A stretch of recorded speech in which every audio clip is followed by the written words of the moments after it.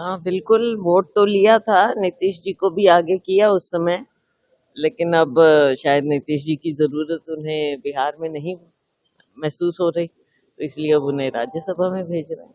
हरियाणा राज्यसभा में क्या देखते हैं?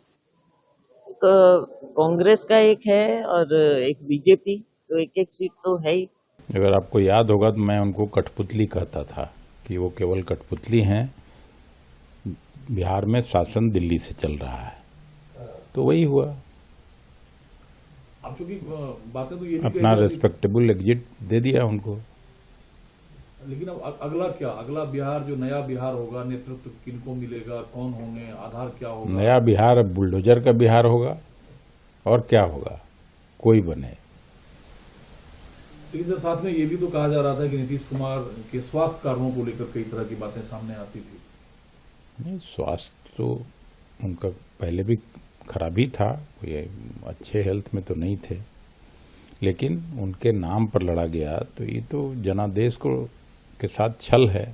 ये ममता जी अपना लड़ाई प्रभावी तरीके से लड़ती रही हैं, इसी के लिए जानी जाती हैं, और बंगाल में बीजेपी आरएसएस कितना भी कसरत कर ले वहाँ कुछ नहीं होने वाला। हाँ बिल्कुल, वोट तो लिया था, नीतीश जी को भी आगे किया उस समय, लेकिन अब शायद नीतीश जी की ज़रूरत उन्हें बिहार में नहीं महसूस हो रही, तो इसलिए अब उन्हें राज्यसभा में भेज रहे हैं।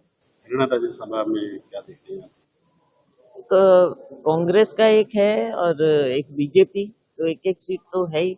अगर आपको याद होगा तो मैं उनको कठपुतली कहता था कि वो केवल कठपुतली हैं, बिहार में शासन दिल्ली से चल रहा है, तो वही हुआ। अब चूंकि बातें तो ये अपना रेस्पेक्टेबल एग्जिट दे दिया उनको। लेकिन अब अगला क्या, अगला बिहार जो नया बिहार होगा, नेतृत्व किनको मिलेगा, कौन होंगे, आधार क्या होगा? नया बिहार अब बुलडोजर का बिहार होगा, और क्या होगा, कोई बने। लेकिन साथ में ये भी तो कहा जा रहा था कि नीतीश कुमार के स्वास्थ्य कारणों को लेकर कई तरह की बातें सामने आती थी।